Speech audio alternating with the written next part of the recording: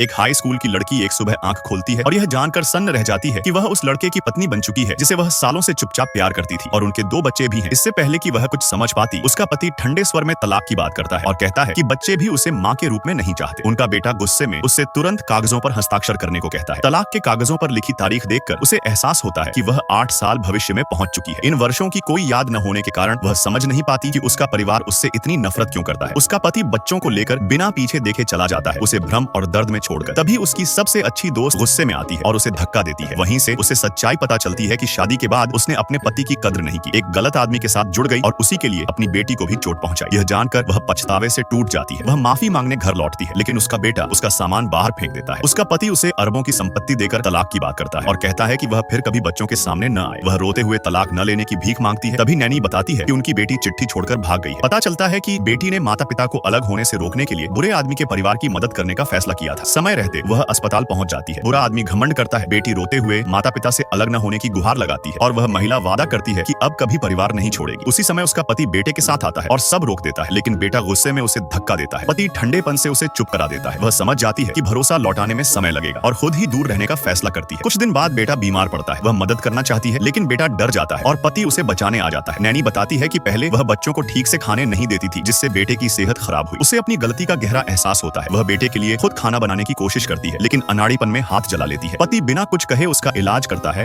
और उसकी यह खामोश परवाह उसे और भी दोषी महसूस कराती है।